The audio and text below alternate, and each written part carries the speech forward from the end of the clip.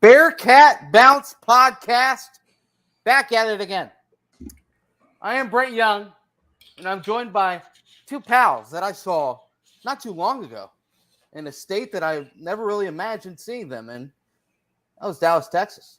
Down there where everything's bigger in Texas. And I tell you what, Jerry's World was a pretty big place. What wasn't as big was the outcome of that game, but we'll get into that. First off, got to say hi. Hi, guys. It's been a while. It's been, 2 or 3 days? Long time no see. Great to see your faces. Aaron Smith, Chad Brendel. Guys, how are we? Well, we can't hear from Aaron because he's muted. So, well, I'm going to rewind and say, first off, we need to talk about this title sponsor that we have, Danco Transmission. Oh, believe me. We'll be diving all into that Danco Transmission. Because Danco, you can still go to Danco, guys. I know you already got your oil changed before you headed down south. Congratulations. They hooked you up. You got that $10 discount because you mentioned the BBP. Guess what? I know you probably drove crazy on the way home and might have hit a couple things here and there out of frustration. You can head back to Danco. Go get another oil change. $10 off when you mention the BBP. Or Bearcat Journal, or mention Chad or Aaron or myself. I'm sure they'll be able to work it out from there. But Danco Transmission, love ya. After that, Aaron, Chad, guys, how are we? Pretty good. Happy to be home. Good. I feel like I'm mostly caught up on the sleep I didn't get for 5 days. Yeah, right. It was an awesome time. It was. So. Yep. What can you say? I made the drive back yesterday through the wintry mix from Arkansas through Tennessee, and that was something. Jeez, driving, you guys, at least you can control your own destiny with driving. The flight situation, true, but the flight situation is crazy. I'm still down in Florida. Had to rebook a new flight tomorrow morning, so. One more day working in the sunshine, I guess. But hey, slow but sure, I'll be back with you guys in the Midwest, in the beautiful Midwest. But we got to talk about what happened down there in Dallas. AT&T Stadium, man, it was bouncing. First off, I got to continue to just tip my cap. The UC fan base, man, that is incredible. They showed up and they showed out. I was at Texas Live before the game, packed with UC fans. I walk over to the game. I'm seeing, wow, that's a lot of Alabama people here. I'm thinking maybe Alabama might outnumber Cincinnati. It was probably about 50-50, but the noise level was 80 Cincinnati, 20 Alabama. A huge. Alabama got pretty loud when Alabama did Alabama things. Yeah. I was going to say at least till the end. I mean, I'd say it was probably, my guesstimation was probably 55-45 Alabama, which is quite a bit better than I thought. I thought we were going to be looking at a 65-35, 60-40 type deal. Right. The thing was, Alabama fans do not have time for Texas Live. They got to Texas Stadium and they were in the stadium. They just all immediately straight to their seats, sat down, watched Alabama practice, warm up. They were, you could tell they've done this before. Yeah. They were not here to party. No. The business trip. Right. Jeff. Chad talks to people on speakerphone in public. Let me explain. So Ed mentioned something about hating people that talk on speakerphone in public, which everybody hates that. Nobody likes that. I explained, I said to Jeff, I used to have a troll that would talk shit to me, and his insult to me always was, you talk on speakerphone in public. And I was like, I do not. It's insulting. How dare you? That's a big burn, I'll be honest. Slander my name in that capacity. I think you have too many inside conversations to speak on speakerphone in public. Right? Like that. There's no chance I can talk on speakerphone in public. Everybody would know too much at that point in time. So that's where that came speakerphone. Well, It sounded like Nippert South on the television set. Well, what did aid Cincinnati was Cincinnati's side was the television side, like where the cameras and the microphones and press box, like that's where the setup was. Yeah. So Cincinnati they didn't get the because the cameras were pointed at the Alabama side, so you didn't get like the full view of the Cincinnati fans the whole game, but you definitely got the audio from Cincinnati fans the whole game. Look, it was amazing. The crowd was amazing. The atmosphere outside the stadium was amazing. We figured out like those carts would take you anywhere around that whole outside facility. They weren't just to take you from like the tailgate to the front door, as long as you tipped them. So we drove around to like 4 different tailgate lots, getting different carts and just popping in and seeing different people. We stopped in and saw the Letterman's Club and had a really good time just kind of popping around, using the transportation methods available, because walking between those lots was a haul. Yeah. It was spread out, boy. I walked from Texas Live to find you guys in the parking lot, and I was safe to say I was sweating, but yeah, that's like probably more so the fear of the game, the anxiety was kicking in as I was walking as well. But yeah, I mean, they don't lie when they say everything's big in Texas, because man, it's pretty widespread. That stadium is massive. Can we talk about the mac and cheese? I was going to talk about the Walmart right across the street from the stadium. Yeah. How random. Yeah, it's just literally like it's Walmart Street Stadium. Like there's nothing in between. And you can see it easily from the parking lot. Heck, you can probably see it from inside the stadium if you're in there, but no. What if you needed we took advantage of it. Draws or something. We ran over there and got a cooler and ice for the people that I was with that were tailgating. Like, it was convenient. Jerry's no fool. He can't be happy that it's there. Let's be honest. Right. But there's nothing you can do about it. Yeah, another giant corporation. But no, it was an awesome atmosphere. And it did seem like, gosh, just if one touchdown, if that opening offensive drive that Cincinnati had would have resulted in a touchdown, that place would have just blew up. But we'll talk more about the game, Chad, because I know we're still pre-gaming here. We're still talking about the pregame. In pregame, we sat down. We haven't got to the game yet. We're doing the good part now.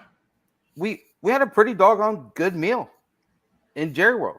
The chicken wasn't very good. Oh, my piece of chicken was phenomenal. I liked the chicken. I told you when I was eating it, I liked the chicken. Mine wasn't very good. Mine was a little dry. I guess I just didn't get a good piece. Damn, you got. I doused mine in that sauce. Same. Flipped it over a couple times. Threw it on the plate. It was good. The tenderloin with the wine reduction, the red wine reduction, was outstanding. It was. The mac and cheese was delicious. Like high level mac and cheese. It was award winning. Apparently, we found out from people who worked at the stadium that that's like one of the best kept secrets at the stadium is the mac and cheese that you have to find like on the lower level somewhere at only one spot in the whole stadium has this secret delectable mac and cheese that they used truffle on it and stuff. Like it wasn't as good as the mac and cheese I had Thursday night at the restaurant that we went to, but it was up there. It was pretty elite mac and cheese. What I thought was cool being down on field level were those field level suites. Yeah. Like that was outstanding. Like you couldn't see shit, but you sign up for that and you've got the 60-yard video board to watch the game on. But for a fan to be like that close to everything, that was really cool to see. Those things were awesome. You know who was down in one of those suites on the Alabama side? Who'd you have? Butch Jones. No way. Really? Yep. On the Alabama side, decked out in Alabama gear. Saving his boy. Head coach of the Bearcats. Sheesh. Well, that's another story for another time. But I kind of compare Jerry Ward a lot to Lucas Oil Stadium because I've been to Lucas Oil a lot, and I'd like to say Lucas Oil's right up there with just the aesthetics and everything that they bring. they're two kind of similar places. They have the field level suites as well at Lucas Oil. It's just a lot of fun. But gosh, man, that place was just crawling with Bearcats. Had Alabama there. The buildup was phenomenal. It caught me a little bit during the national anthem. A tiny little tear might have trickled down, and I turned to Aaron. I was like, I'm freaking out. Like I can vouch for. I can totally vouch for you having tears in your eyes at that moment. I was like, oh, all right, getting a little emotional, big fella. I mean, it's just like incredible. You can't write it up, and that's the allure and everything that comes into this game, and what ended up happening afterwards. Kind of is just it was the outcome that was not really expected by a lot of people, but kind of not what the diehard true fans were hoping or expecting. Because I don't know, it seemed as if it was an outcome that was one. Kerry did a good job in his article today about it just was the inevitable final closing that was just building quarter by quarter. You just saw that the offense was struggling to move the football. You saw that the defense was doing all they could to bend but not break, but eventually they were going to break at some point. Special teams did everything they could as well. I mean, special teams were great. Yeah. I mean, Mason Fletcher that man is well on his way to another James Smith. Yeah, another just memorable Bearcat career. The swag walk after his 54-yard punt. Dude, that was a bomb. Yeah. I was standing behind the Alabama punt returner, and he probably had to retreat 15 yards. Yeah. To get back to that ball, and then didn't go anywhere. Every single time, yeah. It was Tyler Scott and Trey Tucker just right there the second that they got him. So watching Tyler Scott play special teams gives you a hint at why Luke always jabs about Tyler Scott playing defense. Yeah. Because he is special teams ace. Ball hawk as a gunner. Yeah. He is. No, he went corner. They want corner. Yeah, they would love to move him to corner if the kid would, but I don't think it's going to happen. No. That's right. Ethan Wright is the safety. That's right. Yeah. Yeah. Ethan Wright's the safety. Vic gets his way. There was an unnecessary roughness on the rake. Did I miss that? I don't know if maybe I missed it, but here's the thing is that Luke always mentions the entire season, the three phases, and he mentioned it in the post-game press conference as well. He mentioned it just ad nauseum. It's just one of his go-to phrases. Got to win in all three phases, complementary football, this, that, and the other. And they had the two of the three phases completely locked in. But that final phase, that offense just could not get going. But, the rake, let's keep mentioning him. He got a little shout out, of course, with that much exposure. You're going to have people tweeting about you. They were tweeting about his size and lack thereof, muscles in his arms. I saw something along those lines. But, he's a guy that he's getting it. He's going to be a valuable weapon. Obviously, there's rumblings about, Brian Mason moving on. And I love you, Mason family. We'll see what happens. But, it seems as if there is a nice, strong establishment there at the punter position. But here's the thing. I felt really good for Cole Smith because that's a guy that clearly had something going on during the season. Didn't dress for probably the last field goal that he made was in the Temple game. Didn't dress for probably 5 out of the final games down the way. The way that he was able to come out and knock in those 2 field goals calmly is just a great close to his career. And without those made field goals, if both missed, then we're staring at a 27-0 game. But I mean, either way, special teams, great job. Defense, I mean, you got to tip your cap and say, man, they did about as well as they could. And Sauce Gardner is an absolute stud. Darian Beavers, stud. Myjai Sanders won himself a lot of money in that game on Friday. I mean, you take away those 2, you can't ask for much more. Sure, the rushing yards are something that you're going to point out for the defense, but you can't be much more proud of the way that the special teams and the defense were able to play. Go ahead, Aaron. Yeah, I mean, the special teams did everything right. I mean, I don't know that you can really knock anything on special teams really anywhere. I mean, they got the tackling done. Alabama got nothing in the return game. You mentioned Cole Smith. You mentioned the rake. I mean, they all just went out there and did the damn thing.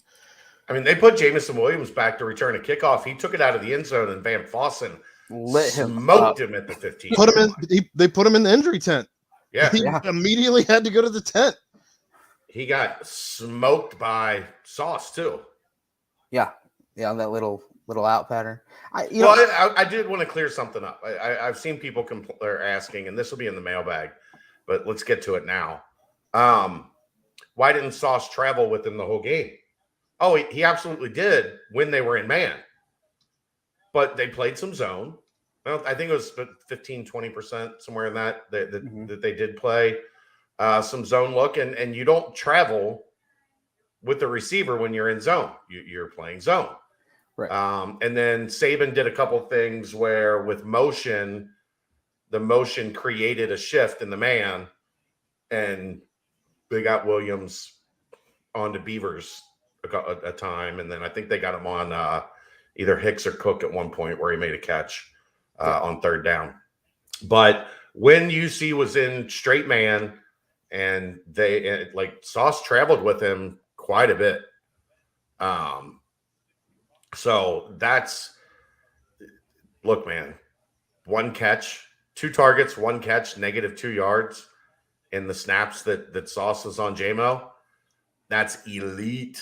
Yeah. PFF just released their wide receiver grades. Jamison Williams is number 2 draft prospect at wide receiver. And Sauce said, nah, man, not this way. Not this way. Well, yeah, and a lot of my friend groups who, are UC haters at times because they're all Notre Dame fans, but even they were texting saying Sauce is the real deal. This guy belongs. He is an absolute stud. And I still don't know how he's not considered a top 10 pick. Right. No, I agree. I think maybe the measurables when they finally do see, oh wow, he did pack on some real muscle. See that, Todd? That's some dumb shit. That's some dumb shit, Todd. They threw 28 times. If they didn't think they needed to pass, why did they throw 28 times? They obviously felt they needed to pass. They just couldn't do it. They had to turn to the run game. And I thought my analogy was perfect. Nick Saban. I'm not done talking yet, son of a... It pertains to this because they also couldn't throw it to Kobe. Right. So it wasn't just Sauce. It was the fact that you had Kobe as well. It wasn't like Kobe was getting picked on here. They did some picking on. It just wasn't on either of those 2 outside guys. If they didn't need to, why did they? They threw 28 times. Clearly, they felt they needed to. I mean, that's what they've done all season. That's why, Brian Robinson Jr. is he's a very good player, but he didn't put up the crazy buku stats because they had a record setter at quarterback and the Heisman winner, and then they had a plethora of wide receivers on the outside with it. But, as well, I'm sure they adjusted game plans with, the injury to Mechie. And of course, of that and you know what they did? It's an ode to Madden. I think I mentioned this on the nightcap last night. In an ode to Madden, they ran the Tulsa playbook with the Alabama players. Yeah. That's what Saban did. They ran the Tulsa playbook with the Alabama players, and it was effective. But if you're Cincinnati, that's what you want Alabama to do. You want them to have to go on long, sustained drives where they constantly have to convert third downs. The biggest problem was, but I thought a lot of it, one of the major problems, they had 4 third and longs that ended up getting converted? Yeah. That third was and 14, third and 13, third and 16. And those are passes. Well, they had one, I think they had one that was, they got it to 4th down and then converted on 4th down, right? They got it to 4th and short. They passed it to JMO. It was like a 13-yard gain on 3rd and 14. Which, that's where Cincinnati normally was pretty solid. But like you said, this is a different level of a team. And I'm sick of hearing people say that this is like a down Alabama year. This is a down Alabama team.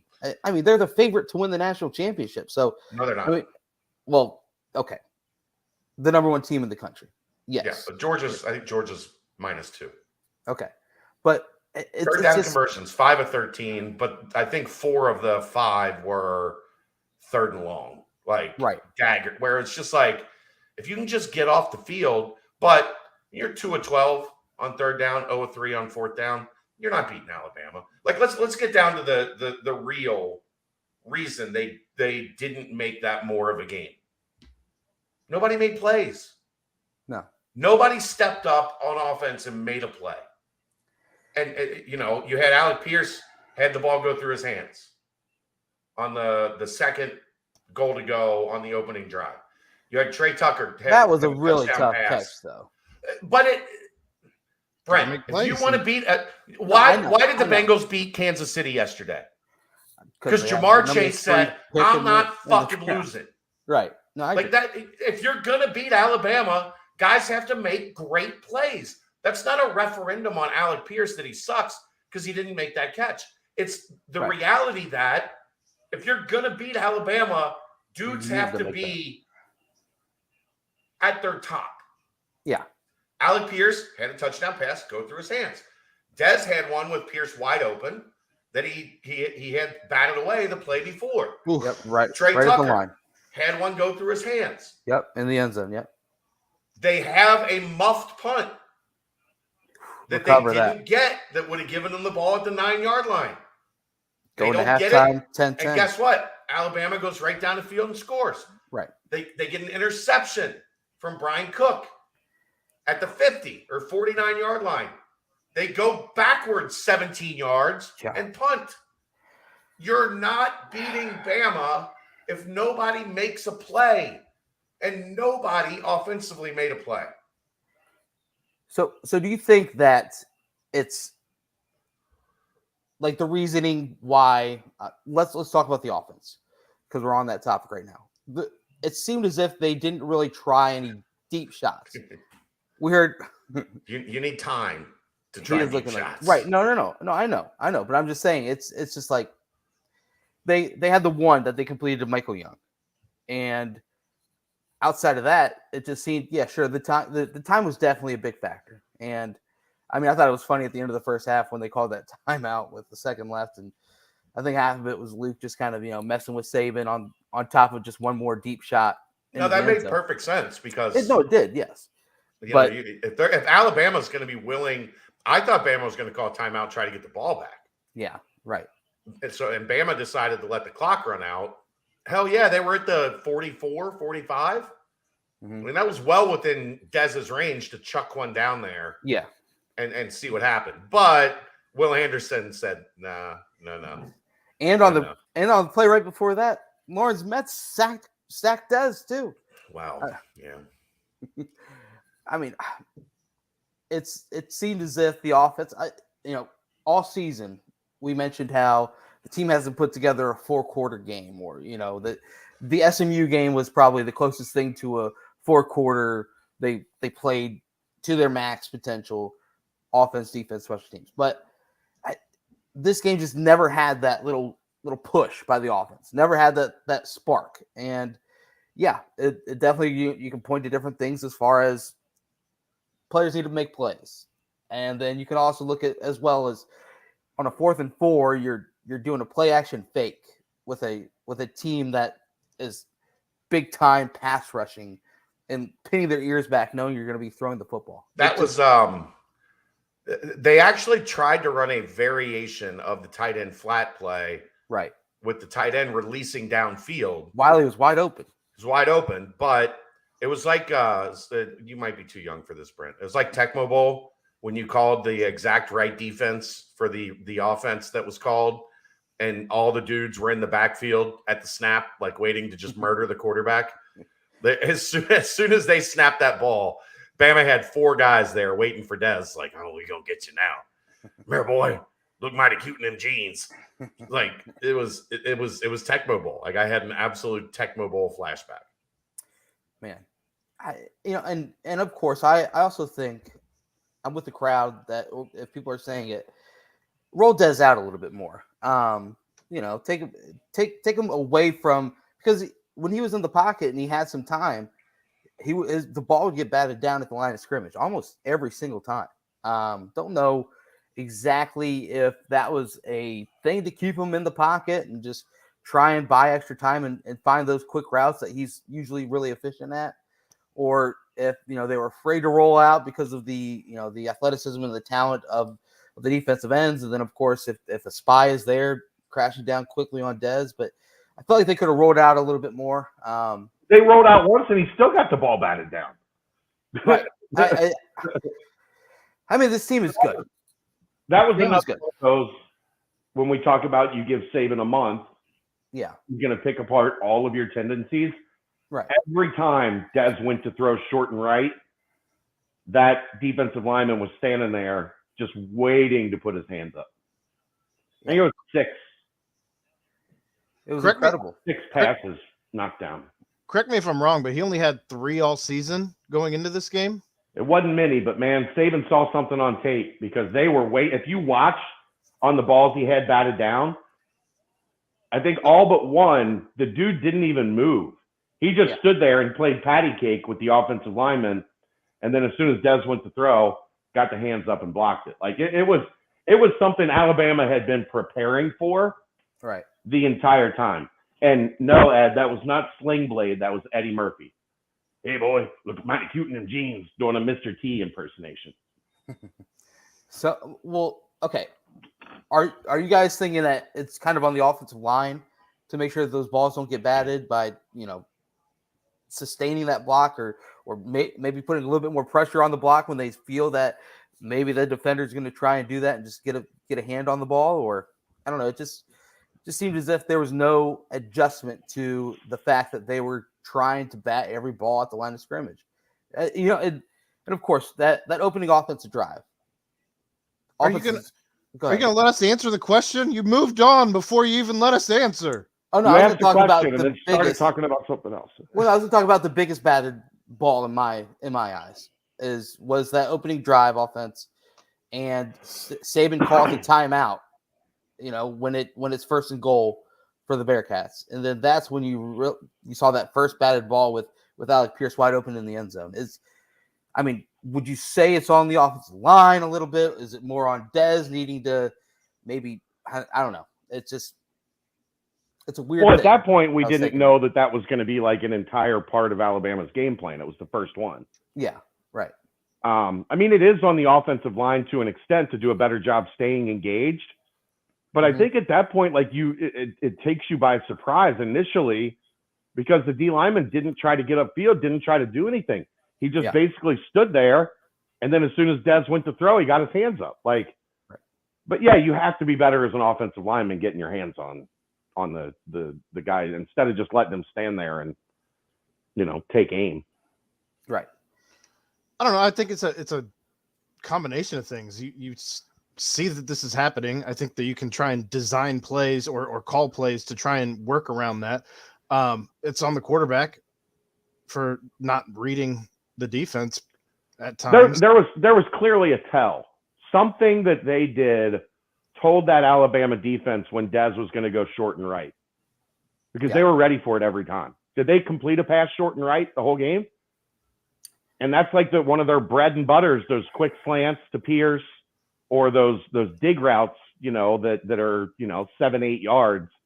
And Alabama was ready for it every time. Somehow, either how an offensive lineman was aligned or a formation, something Alabama scouted told them that this is when they're going short and right because they were ready for it every time UC did it. I'm going to bring Todd's question up here because I agree with him.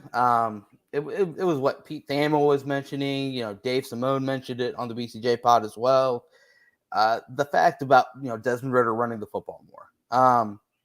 There weren't many, if any, designed runs, maybe 1 or 2 throughout the game. I think he had a scramble here or there, but were you guys surprised that they didn't kind of have that Dez with the mobility, especially with the past, lack of success that Alabama has had against mobile quarterbacks? I don't know. I mean, go ahead, Aaron. Right. No, you're good.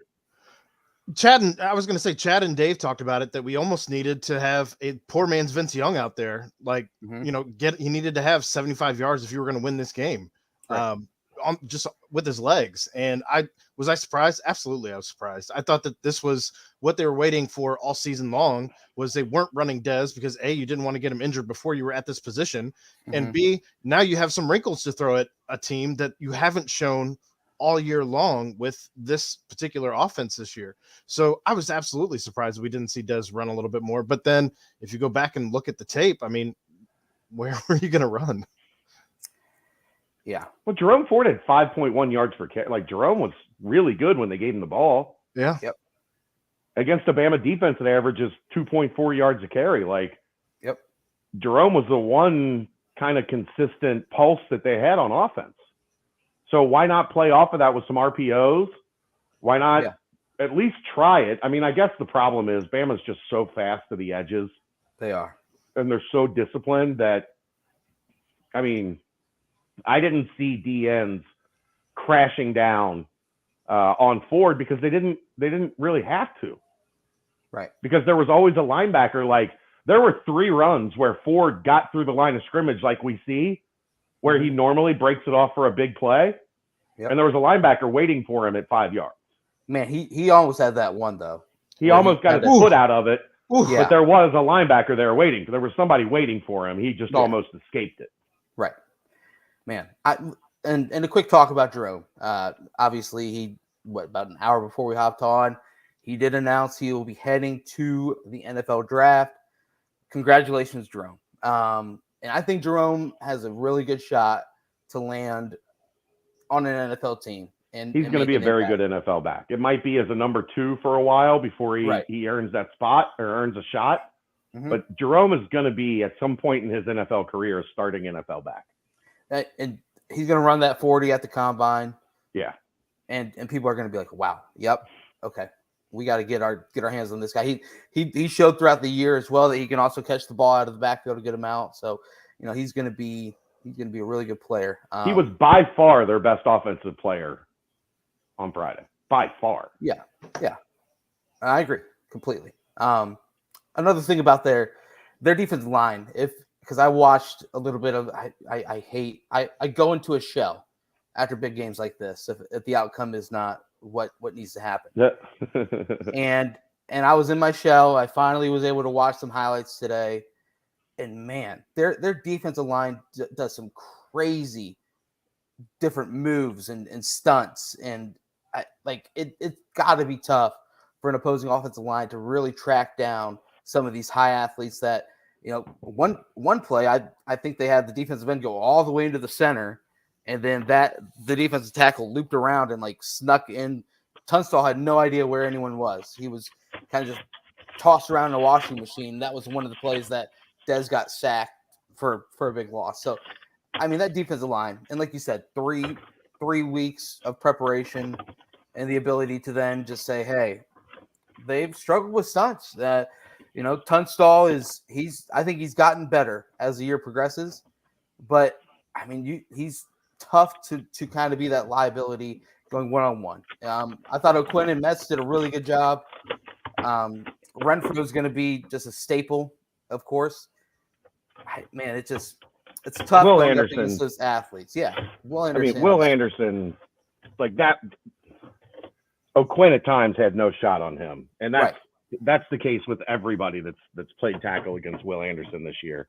That's no knock on O'Quinn. That dude just. I said it before the game. I said it on the BCJ pod. I think Dave agreed with me. He's the best player in college football this year. Yeah. Oh, I think a lot of people would agree with that. No doubt. Like, the fact that he wasn't in New York for the Heisman was criminal. But didn't he finish in the top 5 or 4? He was 5th, and they only invited 4. Right. He was the best player in college football this year, and that showed on Friday. He was, when they needed him to be unblockable, he was unblockable. Yeah, exactly. And And especially when he does that thing where he gets upfield so fast, but his reaction to be able to cut back and attack the quarterback is just like it's. I mean, you saw it on the one final play where Dez was going to heave a Hail Mary. The second that Dez stepped up in that pocket, there was no chance that he was going to be able to get the ball off. Yeah, no chance at all. And because he thought Anderson was going upfield. Yeah, exactly. And he thought there was going to be room to step up, but Anderson's just got that innate ability to change direction that somebody at that size should not have. No. Like, you should not be allowed to be that big and be able to move like that kid moves. Yeah, I agree. And it's something else to point out that the fact is Will Anderson and Bryce Young could probably be the two Heisman favorites heading into next season.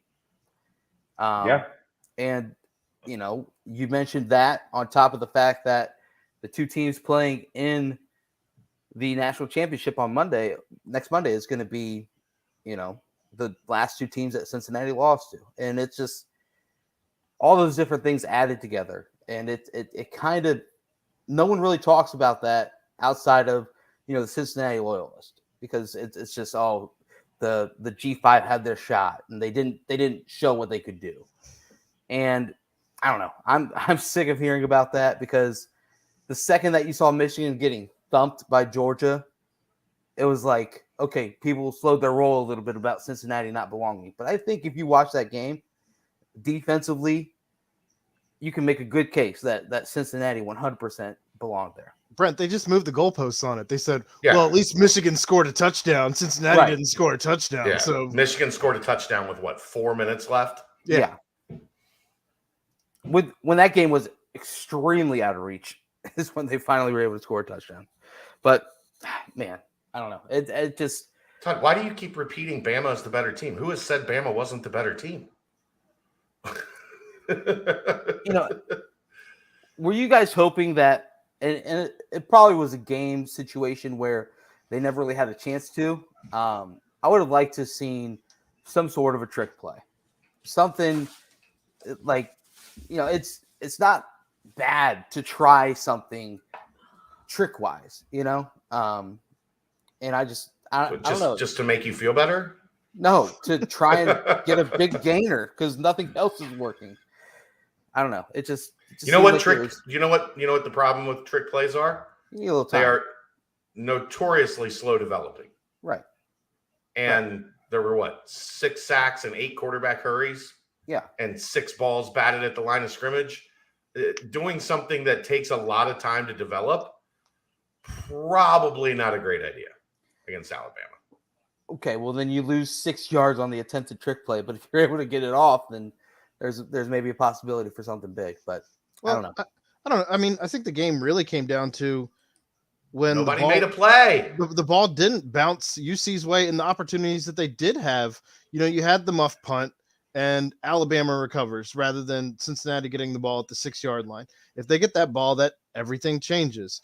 You had, the Alec Pierce, either one of those touchdown passes, where he batted balls. It's hard to bat balls at the line of scrimmage. Which it's crazy that there were that many batted balls in any game, much less at this level. But I think that goes back to there was a tell, right? They found something. It's like a pitcher tipping pitches. They knew when Dez was going short right. They absolutely 100% knew that they were throwing the curveball or the changeup or what. There was a clear tell. Mm-hmm. Clear. I mean, it's sad because it kind of hit me. I mean, I still thought they had a chance. Like even that interception by Brian Cook, I was like, gosh, if Cook would have just stayed on his feet, and he had to go to the ground to make the interception. I mean, I watched the replay. Yes, forward. He did. No, I understand what you're saying, but it looked like he might have had the chance to maybe possibly stay on his feet. But it's a game of inches, like Aaron said, the things that didn't go their way. If that ball was 1 foot further than Cook standing up and he's catching that on the run, it's just. So many different things just did not bounce their way. Like muff punts. We've had muff punts all season. And the Bearcats have recovered pretty much every single one of them. But in the game where it mattered the most, they didn't. and it resulted in a touchdown for Alabama. I truly think Cincinnati gets that muff punt. It's 10-10 heading into the locker room if they're able to punch it into the end zone. And Cincinnati has the momentum. And Cincinnati Even at 10-6. At 10-6. And they get the ball back to Right. start the second half. Yeah, it just the small things that have gone their way throughout the season. It just did not go their way. Those things don't go your way against Alabama, man. Like that's why they're Alabama. Yeah, I know. I think just the whole game, like the funniest take that I've seen is that Denbrock was already checked out. He was already on his way to LSU. He didn't care about this game. And I just think that's such a tired take. Yeah. It's lazy. And there's no way in hell anyone on that coaching staff wasn't all the way into this game.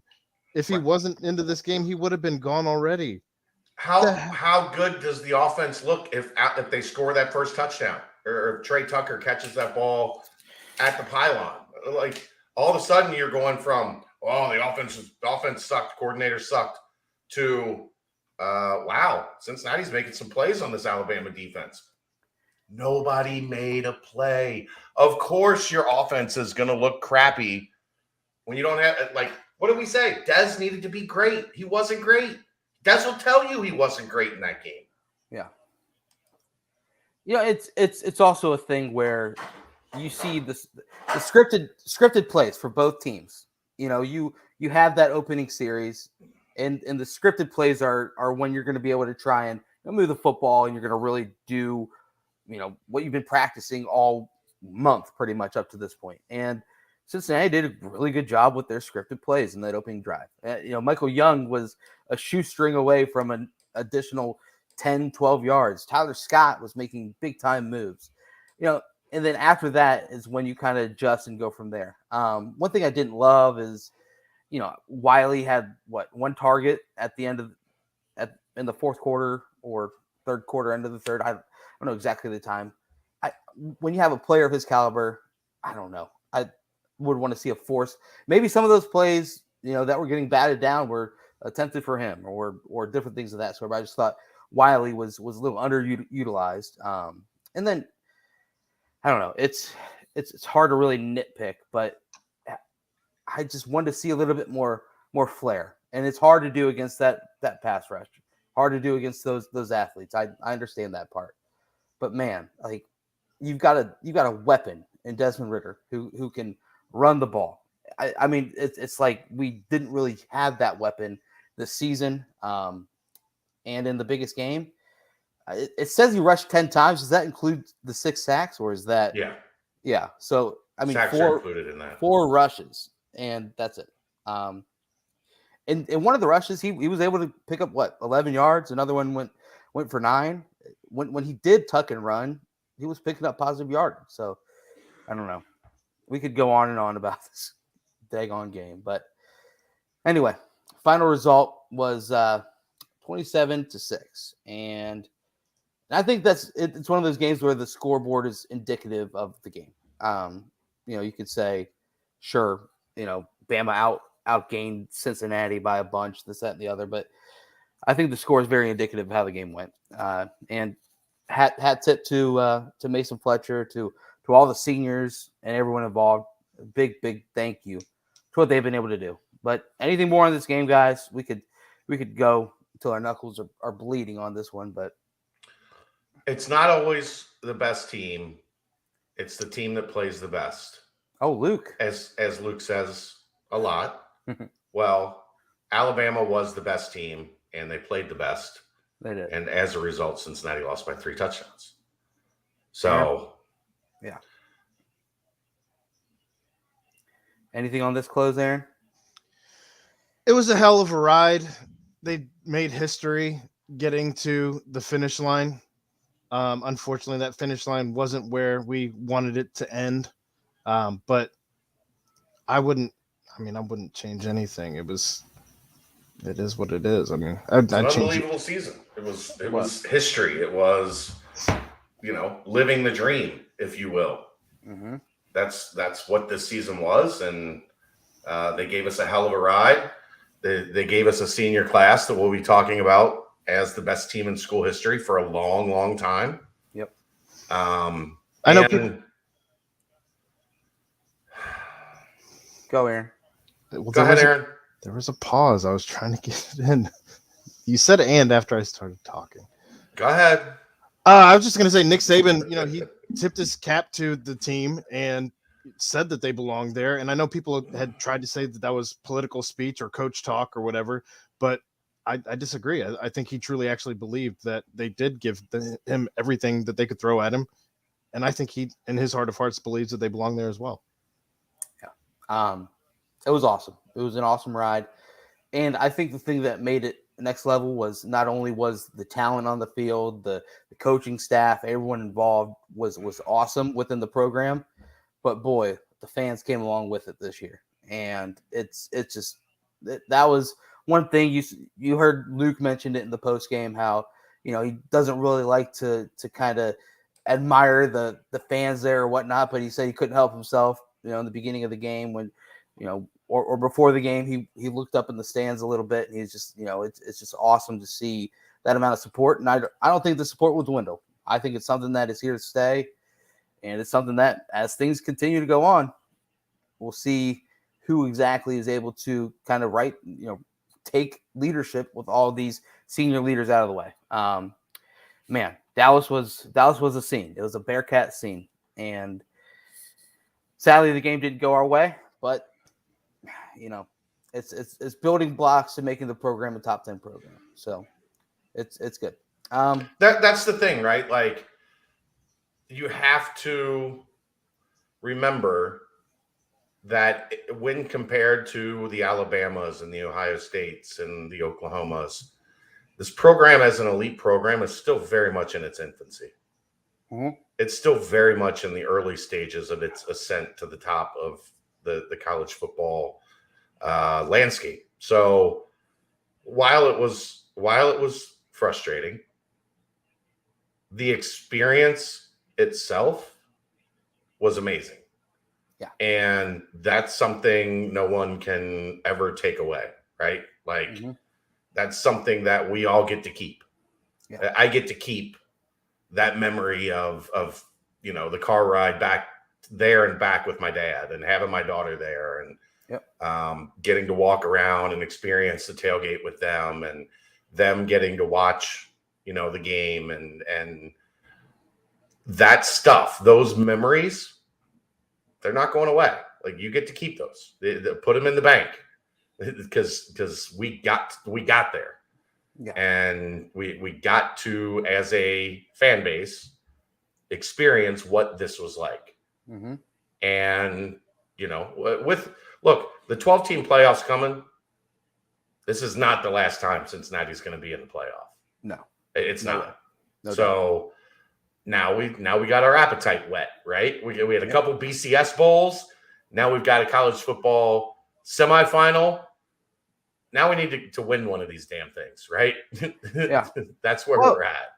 I mean, you look back, in 2019, the team, makes it to the AAC championship game, lose to Memphis, and, Luke went from wanting to compete for championships to wanting to win championships. They won championships the next 2 seasons.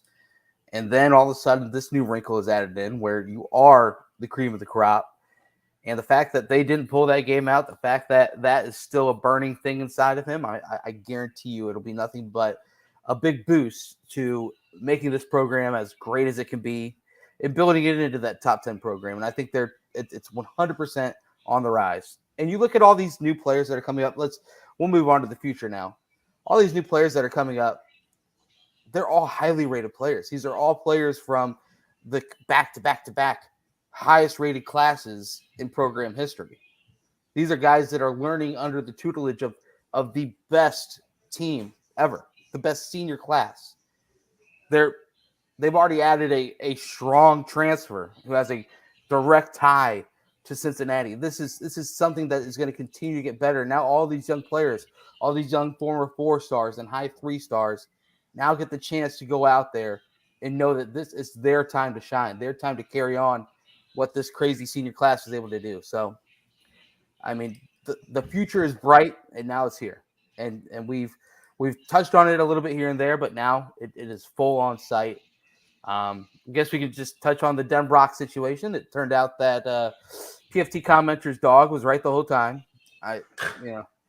Hats off to him, man. Go Leroy. R.I.P. Impressive. Yeah, from the heavens. Whew. But Denbrock is down there, and you know what? I wish him luck. And it's just he's a great guy. People give him a lot of crap, but he was a great guy. Obviously, someone who treated all of us really well. Chad treated you really well. In the games that you weren't at, Chad, he would always come over and just ask me, "How's Chad doing? How's the family doing? This, that, and the other." He's just a genuine great guy. Love Mike. Yeah, he was great to us. Yeah, he was. But now it's a next man up type ordeal. Obviously, the name that is the top of the food chain for everyone is Gino Guidugli. Not moving down a couple rooms in the office or whatnot. So I think they'll do a search. I don't think it'll be just like simply cut and dry, but I would still be pretty surprised if it's not Gino. Like he's been groomed for this. Mm-hmm. He's been part of the decision-making process, part of the game planning process for a long time in that offensive room. I just think, if you're planning on Gino Guidugli being part of this program for longer than 2 weeks, then he's going to be the offensive coordinator. If you bring somebody in over the top, I think you have to be very concerned about Gino exiting stage left. You might be looking for a new quarterbacks coach.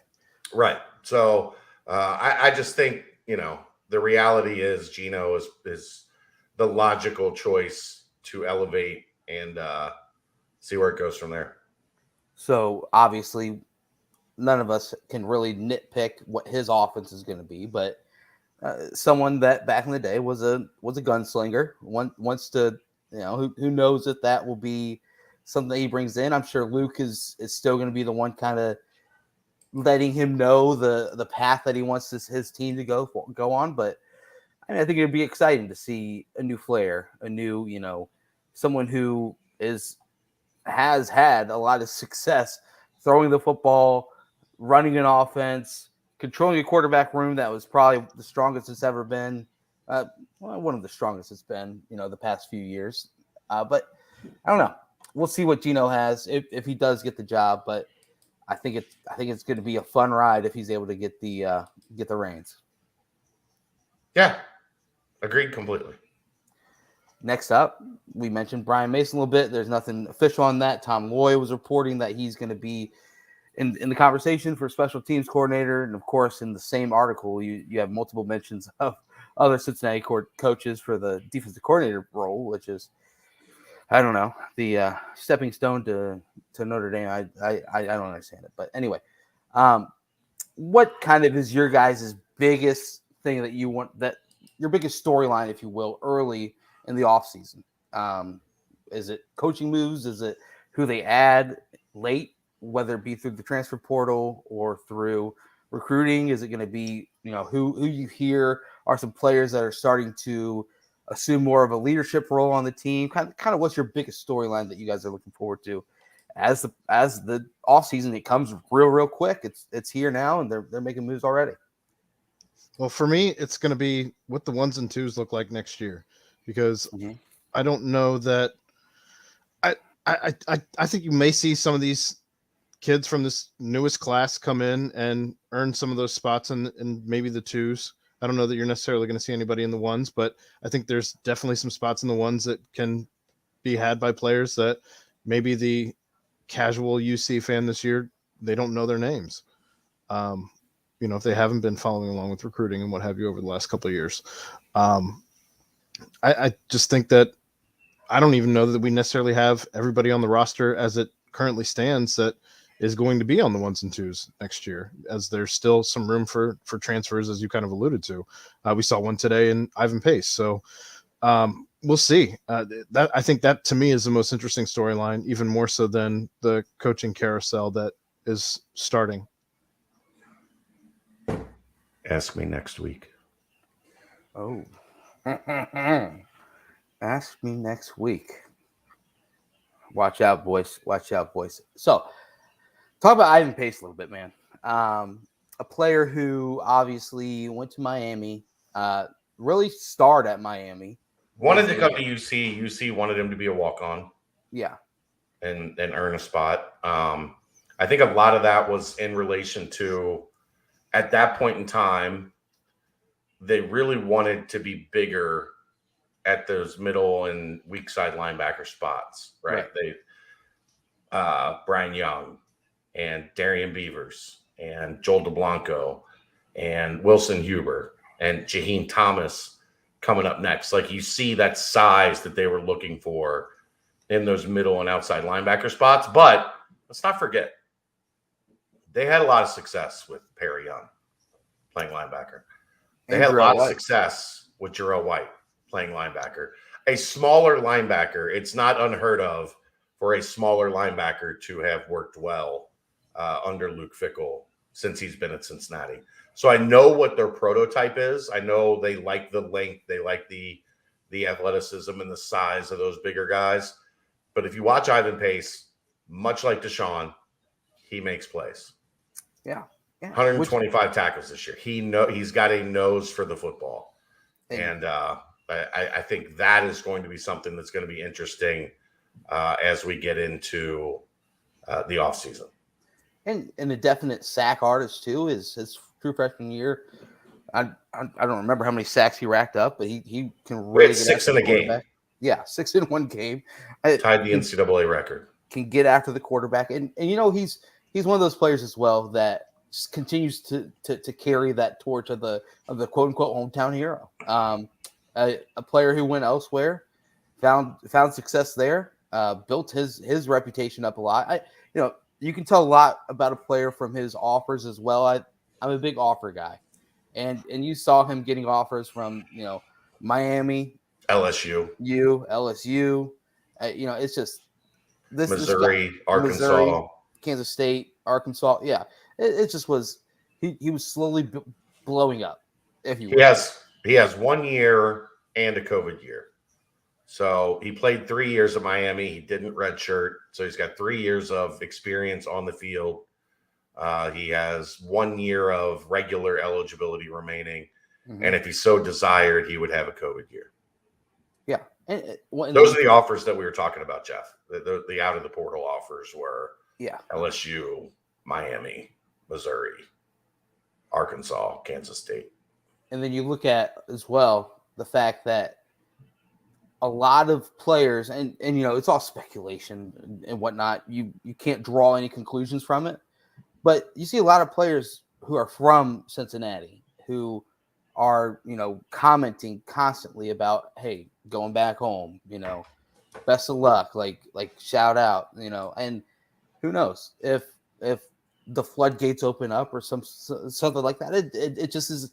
It's another example of the coaching staff realizing that the talent around the area it's bar none. It's at the top with some of the other recruiting hubs around the country. So, I mean, when they're able to locate a player who has ties to the city, has ties to the team, obviously, and bring him back, it could only bode well for other players to be like, wow, yeah.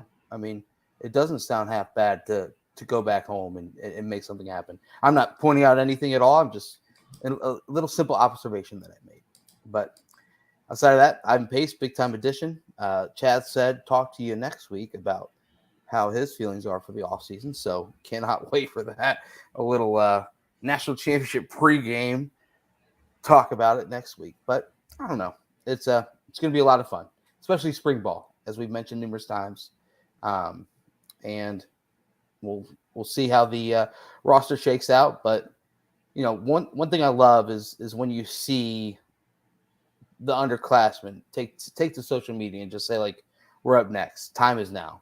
They know that it's time for them to step up and continue doing what they do. So I'm excited to see what can happen next. You know what I'm not excited about? Seeing somebody else play boundary corner. Because, look, I'm going to say it definitively. I'm going to say it with my chest. Yeah. Ahmad Gardner is the best football player to ever play football at UC. Yeah. I think it's accurate. The most dominant player to play football at UC ever is Ahmad Gardner. He shut down an entire side of the field for 2.5 seasons. To the point, by year 3, nobody even tested him. Nick Saban was like, we're gonna do it a different way. They threw at him when Sauce was on JMO. They threw at him twice. Yeah. That's the Heisman Trophy winning quarterback and one of the top 2, if not the top, wide receivers in college football. Ahmad Gardner was on him. Like, now we're cool. We're gonna do some other stuff. We're gonna throw to these other guys, or we're gonna do everything we can schematically to keep Gardner away from being on Jamison Williams. Yeah, and the one time they tested him, he caught a ball in the flat, and Sauce hit him right in the mouth. Mm-hmm. Right in the mouth. I mean, so taking away the one game against Auburn when JMO was thrown out due to a targeting penalty. Yeah. 6 catches, 123 yards against Tennessee. 10 catches, 160 and a touchdown against LSU. 6 catches, 158, 3 touchdowns against New Mexico State. 8 catches, 190 yards and 3 touchdowns in a close game against Arkansas. He's pretty good. 7 catches, 184 yards and 2 touchdowns against the best defense in the country, Georgia, in the SEC championship game. 7 catches, 62 yards, 0 touchdowns against Cincinnati. Incredible. Is Caleb Williams a pipe dream? Yes, Caleb Williams is not going to Cincinnati. Todd said he's going to USC. That would be my belief as well. Let's put it this way. Lincoln Riley, the quarterback whisperer, right? Yeah. He got the USC job and has not actively tried to get any other quarterbacks since he got the job. What does that tell you? What does that tell you? And then Caleb Williams hits the portal and says he wants to go somewhere to play for a coach that will develop him for the NFL. That's kind of like what Lincoln Riley does in his sleep, is develop quarterbacks for the NFL. Retire Sauce's number. Which one? He was 12 more than he was 1. I'm not retiring 1. I don't think you can. Too many guys want 1. It's an earned number, not the number that you retire. I agree. You'll see Sauce in the Ring of Honor, absolutely. UC doesn't retire numbers in football. They put you in the Ring of Honor. You'll see Dez in the Ring of Honor. With Kobe, I think it's possible now. He's the first position player to win like a national award, like the Thorpe Award. Mm-hmm. I mean, I think you'll probably see 7 up there as well. You don't retire number 1. Period. Guys want to wear number 1. No. You're not retiring number 1. No. And the reality is UC doesn't really retire numbers, so you're not retiring anything. You're putting him in the Ring of Honor, and eventually, Ahmad Sauce Gardner will be in the University of Cincinnati Athletics Hall of Fame, as will Dez, probably as will Kobe, and probably as will the entire. We saw him put the entire 2009 team in. Yeah.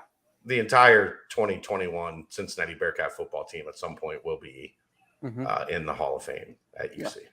I agree. Man, it was a fun ride, man. It was. That was awesome. I was in Ireland. It's so crazy to think about how long the season is. I was in Ireland for the first 2 games, but yeah, I was in the hospital because Kelly tried to die. Yeah. She tried to die. That was the Miami game. That was the start of this season. Right. We're in a new house. Like, Kelly's not dead anymore. So, I mean, it's a season I will never forget. No. A season out for many, many, many reasons, but mainly because Kelly tried to die, and 2, because it was the best team to cover in program history. Yeah. I mean, yeah, and then road trips to. I mean, I traveled a lot with them, but I mean, road trips to South Florida, road trips to Tulane, and you're seeing just UC fans flooding it just everywhere. And I mean, it's just a fun ride, and one that I don't think is going to end anytime soon. I think the momentum is up. It felt, it sucked. It felt like the wind was taken out of the sails a little bit during that game, just because there was not too much flair, a couple of big plays here and there, but still, take that game away. Momentum is still heading in a full steam ahead, full steam ahead. For sure. So thank you to all the seniors. Thank you to everyone involved. It was a fun ride, man. Really fun. So, well, what are we thinking, guys? Do we talk about basketball a little bit? I mean, do we want to? Probably not. But do we need to? Yeah. Being that this is a podcast where we talk about the things that are happening in UC athletics, yeah, we'll probably need to. Okay. You guys, 75% from 3 in the first half. Tulane was red hot. Red hot. And when this team digs themselves in that big of a hole, it's hard to muster up the offensive firepower to be able to come back. I think that's got to be just kind of the essence of that tough loss, especially at home with more time off. I mean, you're looking at a 68-60 loss to Tulane. Tulane did just beat Memphis earlier in the week, but they scored 48 points in the first half. I mean, I don't know. What's your guys' take on what happened Saturday evening, where it always seems to happen in Cincinnati sports? When it rains, it pours. You can't just have one bad thing happen. You got to have another bad thing happen as well. And knocked Cincinnati down to 10-4 on the season, and they dropped their first conference game. Thoughts? I mean, it's kind of been the same thing all year for basketball, in that they almost kind of like the football team.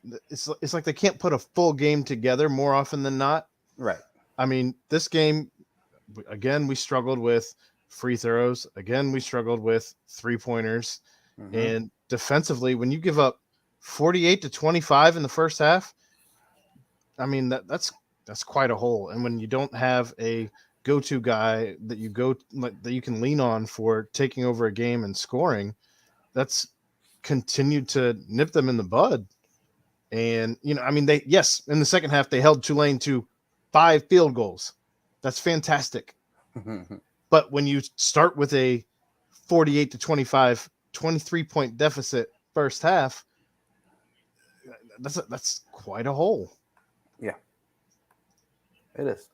Another thing is this: Tulane is a pathetic rebounding team, and this should have been a game that even if you do struggle, you're able to haul in rebounds left and right. Cincinnati did out-rebound them, but it was only by 3.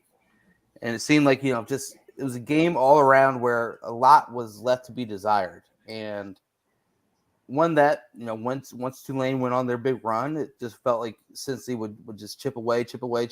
And then, I mean, it's hard to really muster up that many points, especially when like you said, Aaron, there's really no player on the team that can break down a defense and get into the lane and make a play at the rim or anything. Let's be clear on one thing.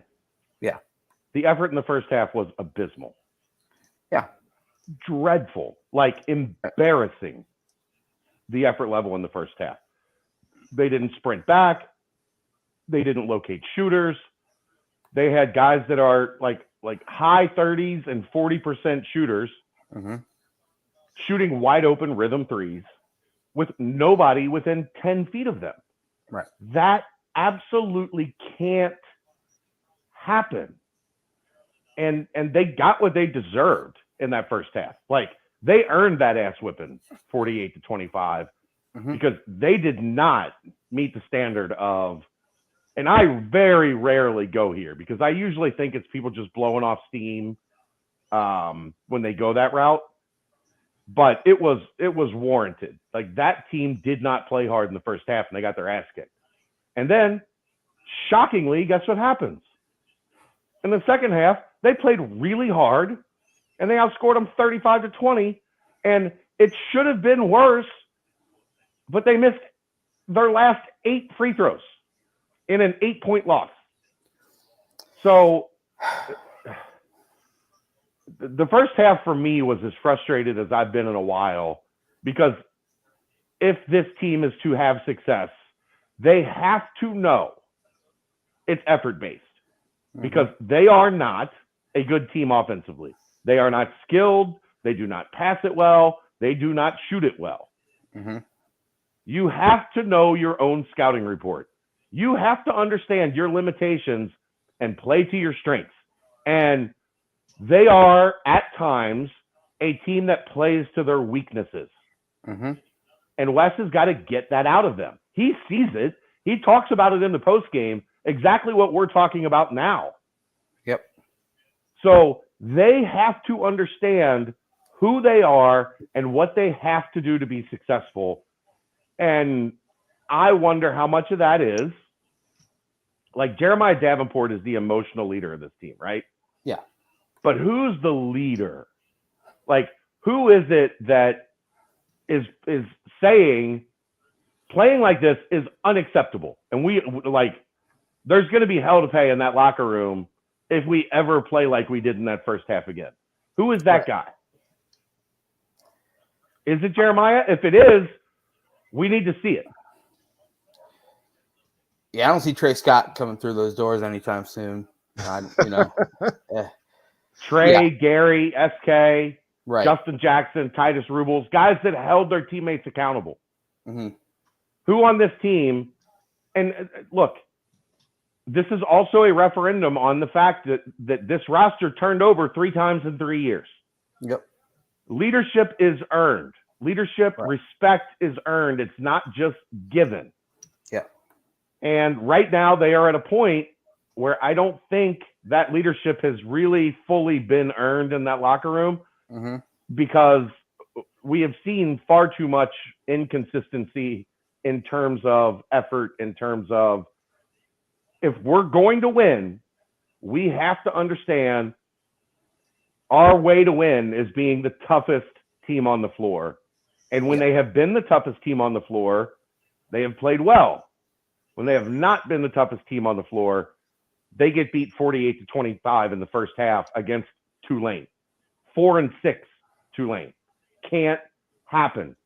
Can't happen. Look, if they were playing great or they were playing hard and Tulane just happened to be hitting contested shots, that would be one thing. That wasn't the case on Saturday night. And I'm furious because we busted our ass to get back from Texas so that I could be at that game. You know how many of the media members that were in Texas were at that game? At tip? Period. Dan and Mo don't count. They flew back on the team plane. The rest of the media, the count was me. So I'm mad. They got me to answer to. I'm showing up at practice tomorrow and raising hell. I'm holding people accountable. Coach Chad is pissed. Hey, explain to us the kind of give us the step-by-step rundown of how the whole 700 WLW thing came about. That Dan and Mo weren't there. And Terry's like, Chad, you're with me. And I was like, okay, let's go. You know me. You tell me you're going to put a mic in front of my face, I'll talk. Did you tell him you wanted to be color? There. Huh? Did you tell him you wanted to be color? No, he just, he's done, like when Dan lost his voice, he's done some play-by-play before. Yeah. So he just was like, follow my lead. And I was like, all right, I got you. Was it fun to be back in the booth a little bit? Yeah, I love it. I like, that's one of the things was what I wanted to do when I grew up, right? Yep. Now I'm doing this instead, which is a pretty good gig too. Yeah. But I've always wanted to be doing radio broadcasts, and even as fleeting as that was, it was fun. And I think if you go back, my analysis was pretty good. Yeah. I talked Forbes and Cook being guys that you had to tag because they could really shoot. They went 5 for 7 in that first half when they ran up 48 points. Some of those were heat checks too. Man, but they were wide open. Right. If you're wide open and you're in rhythm, guys now can shoot from 26 feet. In the old days, the guys just never practiced that. Steph Curry changed that, right? Mm-hmm. Steph Curry changed that because he wasn't afraid to. I'll let it go from 30. I don't 40, 50, whatever. These are regular shots. Man.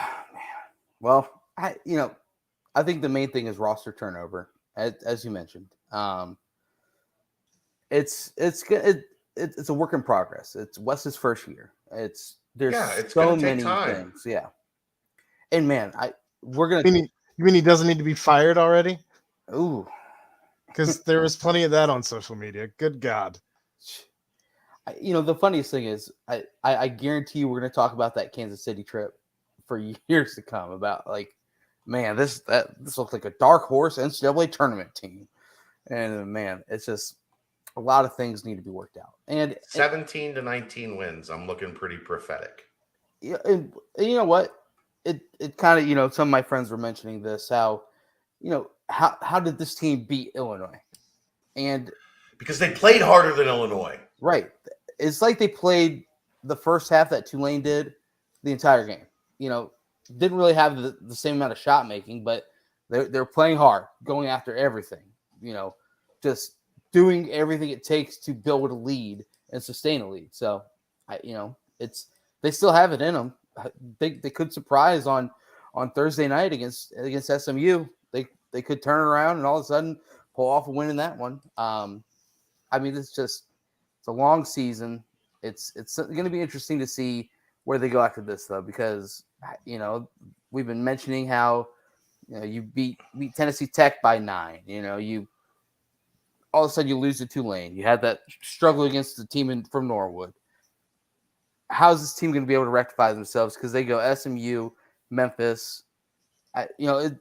It's not a hard AAC, but it's one where you could definitely fall and lose a couple games back to back if you don't right the ship in a quick hurry.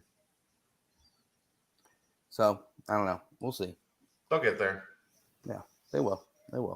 They need some shooting, man. They need some shooting. They need some leadership and some consistent toughness. I don't think it's a 3-4. I mean, you can be where you need to be or pretty close next year between adding Skillings and Reed and hitting the transfer portal for another guy or two. You can make a significant jump in 1 year. Look what Iowa State did. Yeah. Just got to hit. Got to get lucky. That's getting really lucky on a lot of, transfers and a lot of transfers that all click. That's not easy to hit that right recipe. You see teams do it. There's a team or two that does it every year. There's a reason not everybody does it because it's really hard to thread that needle. Yeah, just more the fact that a quick turnaround is possible because in basketball, it's not like, in football, you got to build a foundation. You got to build the lines. You got to find a quarterback. You got a lot of boxes to check. There's less boxes to check in basketball now. It's not like it was when Mick had to rebuild this thing, right? Right. And you had to rebuild it literally from the ground floor. Yep. You can skip some steps in the college basketball world now that make things a little easier for you. Yeah. Add a big time player, add another player, have one player take a big jump. All of a sudden, you're right there. So, yeah, I think it's going to be maybe not next year, but Dan Skillings is blowing up. and he's going to be a really good player. Yeah. So we'll see what kind of pieces are filled in next to him and who does make a big leap and go from there. But a lot of season left. Crazy 9 p.m. tip on Thursday night against SMU. Man, that's a late one. But here we are. Wes Miller still full steam ahead, trying to build this team and make it as great as it can be. So don't give up on him. Don't give up. I didn't even see that 9 p.m. Oof. Yeah, it's a 9 o'clocker. Woof. Yeah. Woof. Wolf is right. Well, anything in recruiting real fast? We saw Rayvon Griffith dropped his top 10, and as the Nostradamuses that we are, Cincinnati Bearcats were involved in that top 10. Anything else that you're hearing as far as that goes, or football? JQ Hardaway played in the All-American Bowl on Saturday. Heard it was a really hot one. But yeah, recruits are big time. Yeah, I mean, I think they're definitely in the mix with Rayvon. So we'll see where that goes. I know it's still a long way to go. So yeah. I'm not in a position yet to say like who is the team to watch for, like who is. Mm-hmm. I think he's still formulating that. I mean, obviously Ohio State's going to be tough. There are a couple others that are involved that are going to be right there with Cincinnati, but I think Wes Miller has a shot to make a real strong pitch to him that, look, we need a big athletic wing 3 type, and you fit that bill pretty much to a T. So yep, I agree. They've done a good job so far. Let's see where they go from here. Football, Aaron, and any rumblings you're hearing or anything else we've got drumming up over there on the old pigskin recruiting? With the season over, there's going to be some things coming. It's just not here yet. Right. We're getting there. We'll talk next week. How about that? Yeah. All right. Well, guys, I think without further ado, I mean, we've been Dancoing it up this entire time. I think it's time that we 513 shirts it up, 513shirts.com it up, and open up that goody mailbag. 513shirts.com. Chad handed out his Christmas gift. Hats galore. Where's yours? Where's your hat? It's out there. Aaron's got his on. Oh, mine on. I didn't know Aaron told us last week. These are fire flex fits. Super comfy. Even for your gigantic dome, it fits pretty good, doesn't it, Brent? Fireball. Yeah. I mean, it's a one fit all. Well, so it's an extra large one fit all. Big brain, big brain. Head. Can't have a big brain without a big head. Big hair. Big hair too. You got some big hair too. Yeah, a little poof. A little something that fresh out the shower feel. But 513shirts.com. Aaron, tell us a little bit about 513shirts.com. Well, they still have the free shipping on all orders over $45, and they've now added that if you enter the code BCJ, you do receive 10% off on your order. So don't forget to drop that code BCJ for your 513shirts.com. And they were gracious enough to add another month of sponsoring this mailbag. So we do appreciate the love there from 513shirts.com, where, again, they do have the flag. They added the car, the city, the Jingtat Juba Huvan, whatever, the car flag that you can put on your car as well. Jeff, you can get your hat at 513shirts.com. You drop down partners, and it says Bearcat Journal. You can get your hat, and then if you enter BCJ at checkout, you get 10% off. Hey Jeff, buy him a PTP hat and do an even exchange. Ooh, boom. Ooh. I'm just saying, I don't have your merch. Like, come on, you want my merch for like, we're about supporting our business partners, Jeff. So the mailbag, it was a little deep today. So a lot of good questions today. I agree. There was even a book. So that's coming in the basketball. Read a book. Well, let's keep the questions short, guys. Short, sweet, to the point. All right.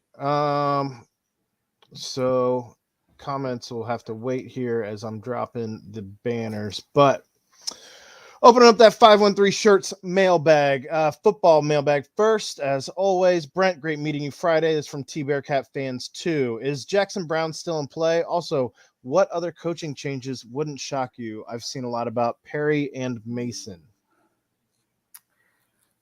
Jackson Brown. I don't know. What do you guys heard? I mean, not looking great. I would, if I had to guess right now, I'd say probably Kentucky, but I know they're given they're still involved. It'll depend on if Kentucky is where he takes his final official visit. Going to be hard to beat Kentucky. Perry, I know his name has been mentioned with the Notre Dame defensive coordinator position, but I don't necessarily see a lot of steam there. I know he's probably somebody that Marcus has interest in, at least talking to, but I haven't gotten a sense like we have with some of the other stuff. You know, we had a pretty good idea that Denbrock was going to be calling, or LSU was going to be calling for Denbrock. We had an idea that Notre Dame was going to make a play for Brian Mason. Todd, 513shirts.com, drop down partners. It's in there. And if you enter BCJ at checkout, you get 10% off. Nicely, you came up, you commissioned the logo. Congratulations. So, you know, you have to wonder, you know, does somebody make a run? Somebody else, you know, Perry's got to be a hot name. Perry Eliano, cornerbacks coach. He just coached the 2 best corners in the country on the same team. Right. The Thorpe Award winner and the guy that put up stats that nobody else matched in the country. Bananas. So that's going to be a name that people are going to have interest in for what he's done. We'll see from there. Not a lot of smoke yet. A lot of these places have filled their jobs. Right. So there's not a ton left, but there's still enough out there that assistant coach carousel is still moving. We also saw Tressel's name getting tossed around a little bit, and it's all tied to that team up in South Bend. So, I don't know. I think fall as they may, there's so many good coaches on the staff right now where I think they just got a ship where when the captain's in charge, I think he can pretty easily use his connections and find replacements if need be. Yeah. T Bearcats fans 2 also asks, is there any chance that Fickle finds a role for Chris Ash? Probably not. And Chris Ash is going to want to make a lot of money wherever he goes. So they don't have a defensive coordinator job open. I just don't, it doesn't seem likely. All right. Bearcat Mass 4 asks, what was your favorite singular play from this season?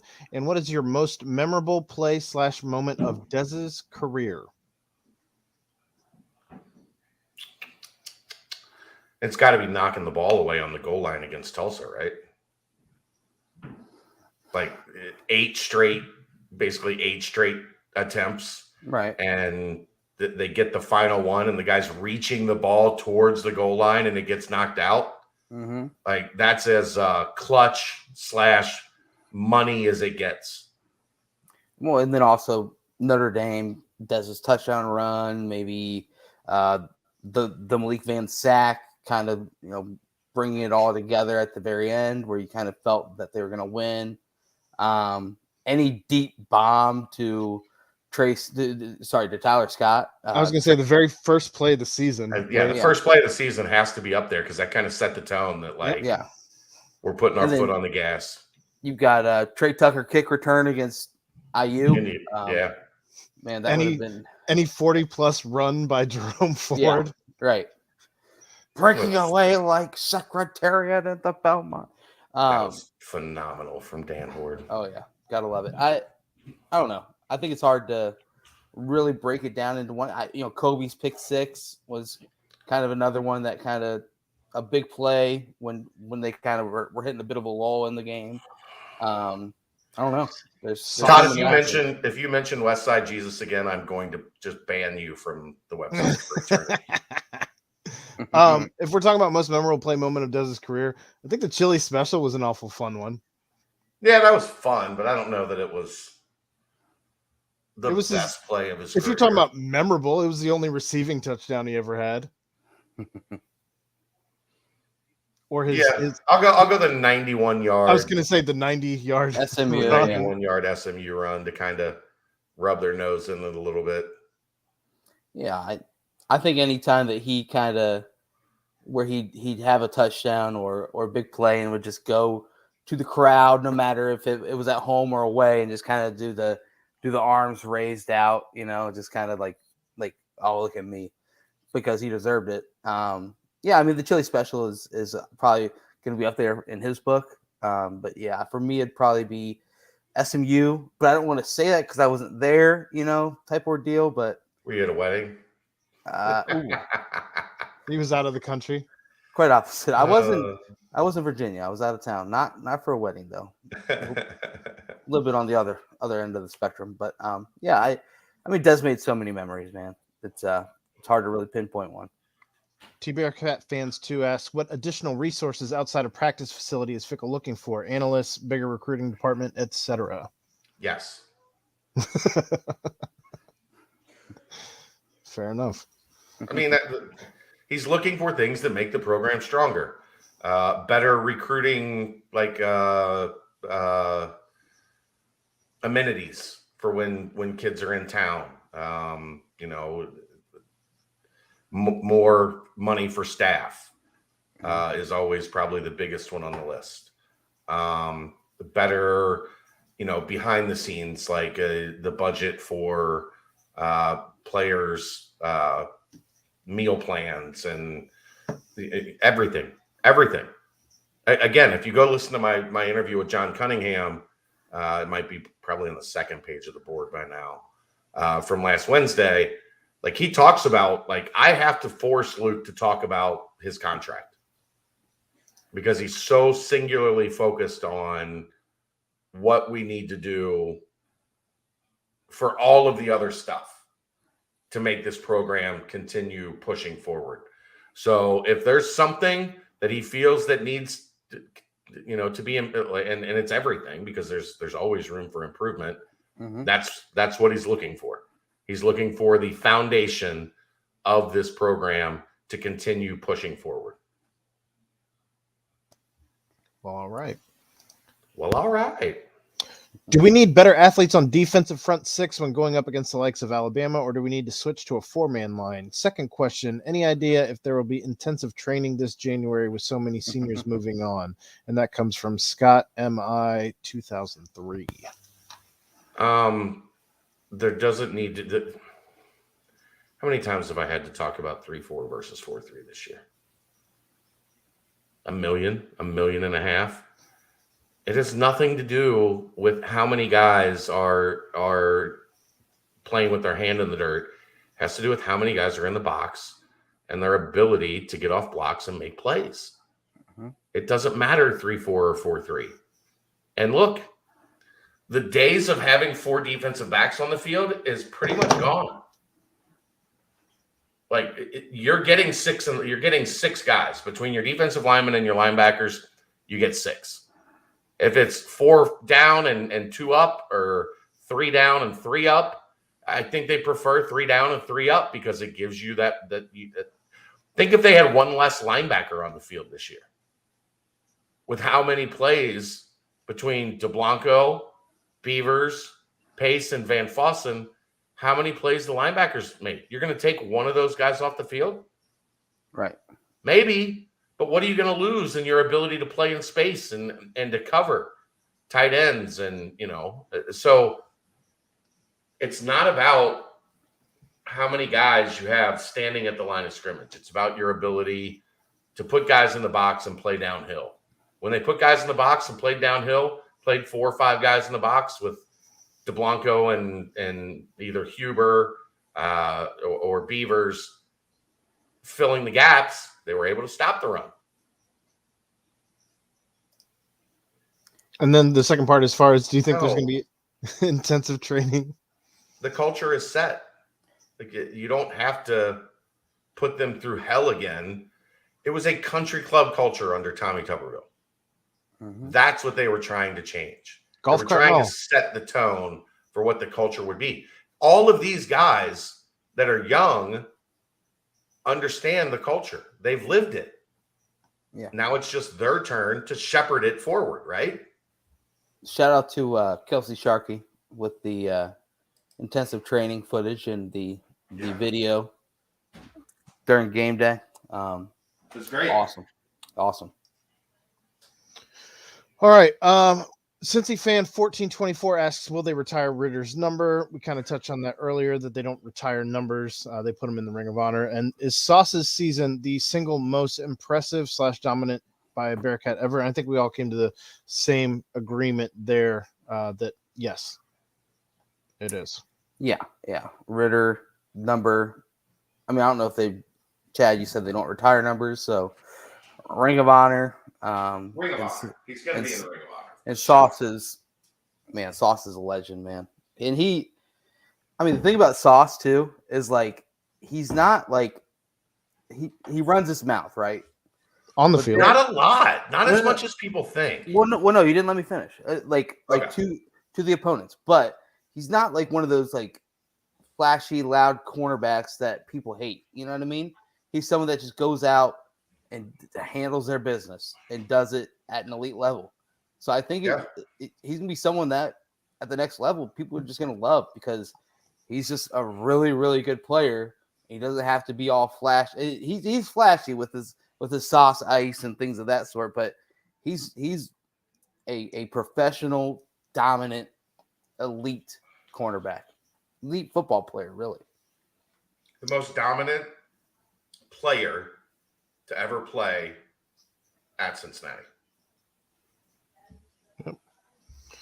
All right, Killer V asks, do you think if the Bearcats had elected to receive rather than defer and taken a 3-0 lead, the game would have played out differently in the first half, grabbing the lead and getting a feeling of confidence rather than having a feeling of having the ball shoved down our throats and giving up 7 and then settling for 3?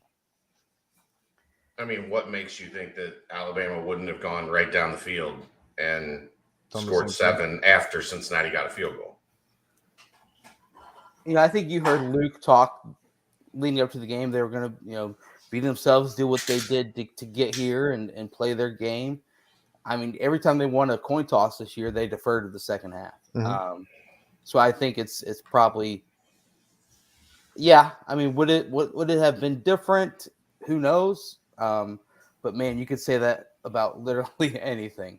Sure. From that game. Yeah, if Trey Tucker catches the ball and cuts the lead 17-13, or they go for 2 and it's 17-14. What does the game pressure look like on Notre Dame or on Alabama with a young team, in that game pressure in the semifinals for the first time? Do they make a mistake? Do they, get caught up? There was a million different, I don't think, and Luke isn't really one all that often. They've done it a couple times to win the toss and take the ball. Mm-hmm. They win the toss, they defer, they want the ball to start the second half. All right. LXA Bearcat 2011 asks, we have had some special seasons in the last 15 years. Our 4 best seasons have ended in a loss. Is there a path to changing this? Would like to know our thoughts. Play better. I think it's, when you do have your best season, you're going to play the teams that are right there at the top. So becoming that top 10 program, I think that's the next step. And the one they should have won was Virginia Tech, and they played like dog shit that day. Right. No, that Florida team, they were national championship caliber in that circumstance against that Florida team, and they were so close against Georgia. Should have beat Georgia. Like they shouldn't have beat Virginia Tech. They played awful. Should have beat Georgia. It's Georgia misses that field goal, you kneel and you're done. Right. Oh my God. So, and Alabama was better. Like, this is what it is. You played. You took your shot at Goliath and you missed. Like that whole David and Goliath story is a whole lot different if David doesn't hit the shot, right? Man. All right, so Killer V has kind of a long question here. Which moment was bigger with regard to the final outcome? Number one, the failure to convert because of the deflected pass to Pierce that could have made it 7-7. Number two, the failure to move the ball at the end of the half and leaving time for Bama to make the one big pass play rather than going in 10-3. Number three, failure to recover the fumble on the muff punt on the 6-yard line with the score 10-3. A score of any kind makes it either 10-6 or 10-10. Failure to do anything as number four, /score with the Cook interception with the score 17-6 and 5 minutes left in the third. A score of any kind makes that 17-13 or 17-9. It's a muff punt. Yeah. The ball was right there. Like it bounced in and out of three different players' hands. You had your chance to change that game, and they just didn't do it. I mean, even if you go in 10-10, even if you do just get a field goal in that opening drive coming out of halftime, I mean, then you're playing with crazy house money, kind of like what they did at Notre Dame that entire second half when they built that big lead. So, yeah, for me, it's the muff punt. I think we're all on the same page then. UC Merck asks, how many more times do you think our Bearcats will play in that stadium in the next 10 years, bearing in mind that is where the Big 12 championship is hosted? More than one. If you set the over-under at 1.5, I'll take the over. How's that? What if you set it at 2.5? Probably still take the over, but let me see a season or two in the Big 12 first. Next 10 years. So Big 12 move is in 2 years. So talking 3 out of 8. That's a lot. I'll maybe take it. Of course you would. The eternal optimist strikes again. All right. Bearcat Buck 223 asks, why do we think Sauce didn't follow Jameson Williams across the field in the playoff? It was reported in practice he would, but he wasn't in the game. Yes, he did. When they were in man, he followed him. I saw him in the slot. I saw him at field. I saw him at boundary. When they were in zone, you don't move somebody around in zone. We covered that a little bit. Man, I think a lot of those third and longs were in zone. Yeah, I think that's a Tressel thing. He likes to play zone on third down. Yeah. Hate it.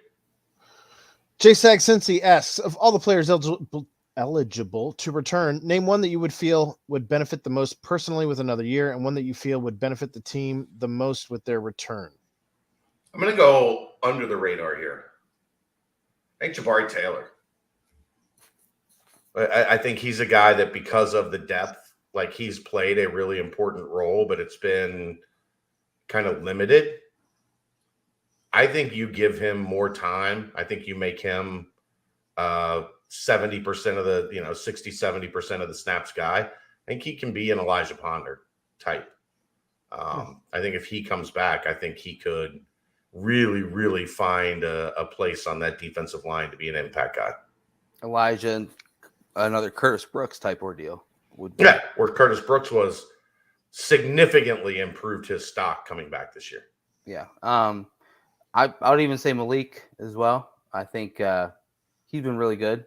But Malik's had more. Like Malik's been a starter. Right. So I think he can improve his play. Yeah. But I don't think he's going to improve, although he missed 4 or 5 games because of that high ankle sprain.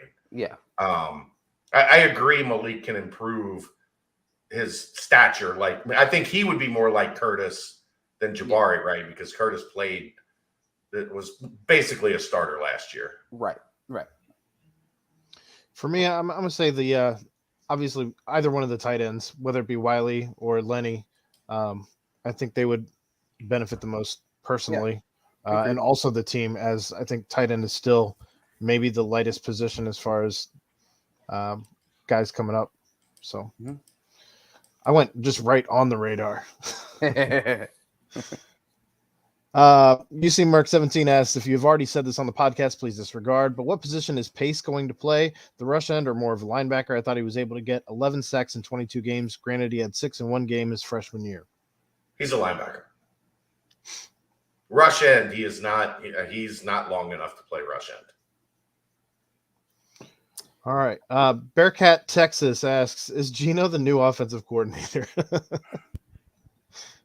Maybe. We answered that already. Hurry up and wait. PDT Bearcat asks, are there any potential Grand Slam Dan Enos type hires for the position coach spots? Dan Enos was a Grand Slam type hire to coach running backs for a year. I don't. At this point, no. Like, we know that Mike Denbrock is gone, and there's a pretty good chance Gino Guidugli is going to replace him. Mm-hmm. If there are other moves, we'll cover those as they happen. And the last question that I'm seeing in the football mailbag is from Bath299. While the outcome didn't give the desired result, how impressed were you with how Bearcat Nation showed up? I had a Bama fan stop me in the parking lot after and tell me how impressed he was with the fan base and not to get discouraged. This is a program on the rise. It was awesome. It was unbelievable to see the fan base have that kind of moment in the sun. It was well earned. It was awesome. It was kind of like not really a replay of the Sugar Bowl, but it had those kind of vibes. But then it was amped up to the next level when they showed up at AT&T Stadium and kind of just did their thing there as well. It was awesome. It was very awesome. And like you said, Aaron, every Alabama fan that I talked to was in complete agreement with that. Although some Alabama fans I heard were a little too rowdy in the stands, but luckily we were up in the press box, so didn't have to quite worry about that. True story. All right, moving to the basketball portion of the 513shirts.com mailbag. I don't want to. I'm out. You guys have fun. Kindog202 asks, with Rayvon Griffith releasing his top 10 over the weekend, what are you hearing on where we are on it at this time? Who is the main competition currently for him? As we alluded to earlier, when we know something, we'll let you know. Yep. And then UC Doc. With the questions, go to his website and read his book of a question. With the questions about Wes and what to expect, what do you see? I've posted that it takes 3 years to evaluate a new basketball coach. In the first year and even second year, I look for progress. I pointed out JD seems to be rebounding better as an example. I asked those in the know to post what improvements they are seeing. Some took that to say I'm looking at a finished product in year one, and that misses the point. Coach Luke Fickell lost first year, but you could see progress in Ritter and tight end secondary development. Ritter didn't play in Luke's first year. Coach Tommy Tuberville, I never saw improvement from many, if any. My point is, can you or Chad or those who see this team almost every day, what are you seeing? In summary, at the initial hire, we all thought we had the next coming of Dean Smith. Unfortunately, some don't want to tolerate growing pains, and I just want you guys to summarize progress this year and not either one, fire West, which is asinine, or two, give it 4 years to see any improvement, which is Coach Tommy Tuberville, equally asinine. What gives you guys hope for the rest of the year and not with but steps you see? I don't know. Thank you. When they have done what is being asked of them, they've played pretty well. When they have not done what is being asked of them, it has been a struggle. Mm-hmm. So, I mean, that kind of is the baseline for this thing, right? Like, if you don't think Mike Saunders is better than he was last year, I don't know what to tell you. But Micah at this point he kind of is what he is, right? Because he doesn't have that aggressive scorer's mentality. And we're now on our second coach that's trying to pull that out of him, and it hasn't happened. Right. So you have to think that's a Micah thing and not a coach thing, right? Yep. David DeJulius has played significantly better than last year, albeit still has those nights where he can't get anything to fall. Yeah. I think from the start of the season to now, Abdul Ado has played a lot better. I would like to see more development from Odie here, because I think he should be a matchup problem for a lot of the guys in the American Athletic Conference. I'm interested to see if he can step it up a little bit. The book is out on Vic a little bit right now. Like, we always talk about adjusting to the adjustments. Teams have figured out, like, don't just let him catch it on the block and, like, slow back you in and get to his scoring move, because he's going to score. So now they're digging down on him, getting the ball out of his hands, making him put it on the floor and taking it away. That's going to be on Vic, where the game's got to slow down for him a little bit, and he has to understand now teams have got the scouting report. Now teams have got the video on him, and he's got to adjust to the adjustments. I think there's been quite a bit of improvement. It's maybe not, significant, but I see guys getting better.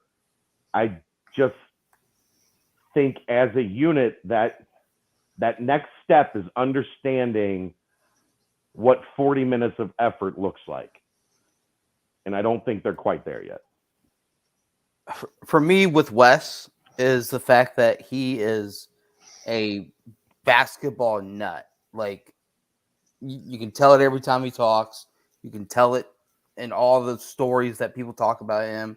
He's a gym rat. He's someone that is just tirelessly working with basketball, and I think that's where it's a little different than, like a Tommy Tuberville situation or anything like that, where it's kind of just, you're kind of just here. I think Wes wants it more than anything. And that sort of buy-in and culture building and his history of success as well, I think that's what kind of separates him. The fact that he's just a young go-getter, still striving to do everything it takes to succeed. So I think that's the biggest promise is the amount of work that he puts in and how much he is just a basketball nut. If you want to hear what's going right and what's going wrong, listen to a post-game presser. He tells you. Yeah. Like, he doesn't hold back. He lets you know straight up, like, this is what we're doing. This is what we're not doing. This is what we need to do better. Mm-hmm. He's very open and honest about that end of things. Yeah. Well, what gives me hope is the fact that we're 14 games in and we're still overachieving at large this season, I believe. I didn't know that we were going to be 10-4. While I don't love some of the losses that we've have, this one especially, I'm still optimistic because I did not think they would be 10-4. For me, Tulane is the first bad loss. Yeah. Like, what are we doing here? That first half, yuck. So, the next question is fairly long as well. The second half bear in mind as you're asking these questions, I only have 200 characters to try and fit a question, including your name. So, I'm doing my best here. But the second half against Tulane last year was a false dawn in hindsight, but at the time it felt like the promise of the young JB Bearcats really showed up then. Did the Tulane second half this year feel like any kind of watershed moment in terms of game planning, like sending four, or execution in terms of shot selection, etc.? Or until we see otherwise, did it just look better because of the three of you plus two of any of us playing is about the only way the Cats could have looked worse in the second half? And that's from AC Mazzaro. They looked better because they played harder. They paid attention, and playing harder is it's like when you talk about toughness. It's something that is just intrinsic in understanding. We're not going to let these guys just, throw two passes to a wide open shooter in transition that's going to bust a three in your face. Right. No, get back, because those two steps that you got back slow are what caused that three-pointer to be wide open to a good shooter in rhythm. Like, that stuff didn't happen in the second half. That's why they shot 19% from the floor and 12% from three in the second half. It's a competitive fire thing. Like, you have to understand, again, I said this when we were talking basketball, you have to understand your scouting report. You have to understand that you are not a highly skilled team on the offensive end. You have to understand that if you're going to win, your effort and your toughness has to be at a high level from every player on the floor for 40 minutes. And if it's not, what we saw happen in that first half is going to happen at other points throughout this season. So hopefully that second half, when compared to the first, when they start looking at this tape, and you know they're going to look at it a lot, and Wes is going to be able to say, this is what it looks like when you're not giving max effort, and this is what it looks like when you do. Couldn't say it better. Well, I was going to say, well said. All right. Killer V asks, if Wes were to go straight into rebuild mode and not worry about outcomes, who would be the starters? I don't know. I hate this because then it, like, what this answer wants me to say is, or what this question wants me to say is, you totally disregard the Koval and Ado. I do. I don't believe that. Like, these guys are on the team. They're busting their ass in practice. They're earning their minutes. That's not how you treat kids. Well, and they did him a favor by coming here when we didn't have a team. So I'm not answering that question. If you guys want to, go ahead, but I'm not. I'm not touching it. All right. UC929699 asks, which underclassman looks like he's developing? A bunch of numbers. Which underclassman looks like he's developing and making strides to be a big contributor by the end of the season? Mike Saunders. Hensley is starting at times to get a little bit more run and starting to, I think, understand like what kind of role he can have on this team, and figuring out who he's going to be going forward. Vic. Yeah, Vic, definitely. I think that's the no-brainer. Understood, right? Like, if he can start to adjust to the adjustments, like we just talked about, then he's got an insanely high ceiling. He's just got to understand that now, when you get that ball, teams are going to be looking to double. So maybe you look over the top of that guard that's trying to dig down on you. Like, I haven't seen teams really send like a big-to-big double on him. It's been more smalls coming down and swatting at the ball when he brings it down low to get in position to get to his hook shot or whatever. So if he starts to understand, like, ball comes in, you pause for a second, you wait to see if that guard is going to dig down. As soon as he comes to you, you kick it back out over the top to, maybe for an open shot or where the ball starts swinging, you make the defense move, or you kick it back out, the guard has to adjust, you repost, you get it back, and now you're in position to just turn and hit that layup where you don't have to dribble it. Some of that stuff is that's gonna be the focus for him. This is what they're doing to you. This is how we want you to, adjust to that, and let's see if he can take that next step. All right. Anybody else that you'd feel like it's worth mentioning?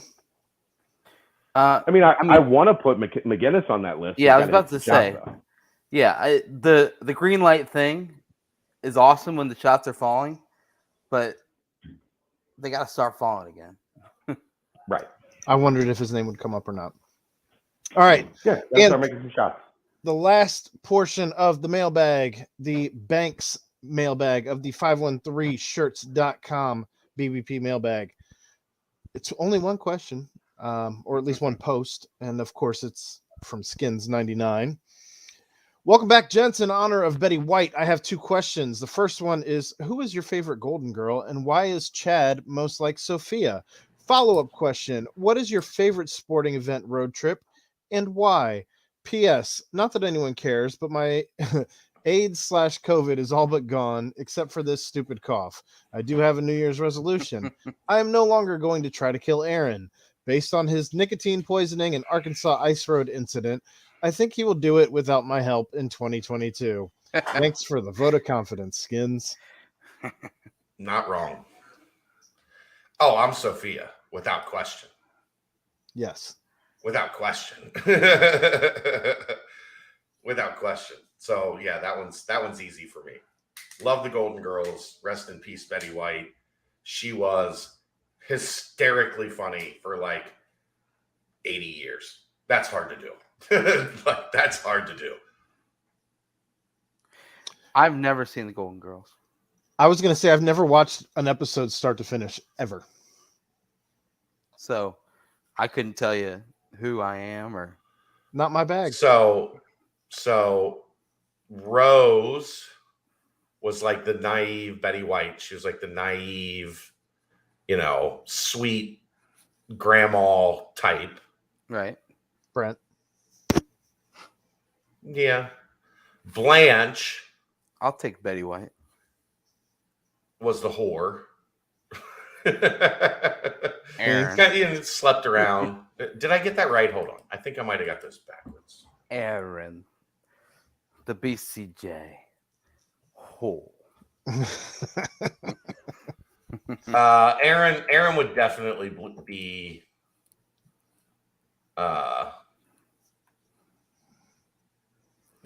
Dorothy was like Dorothy was Rose's or Sophia's daughter, and she was like the sensible one. Mm-hmm. Who was the tall one? That was Dorothy.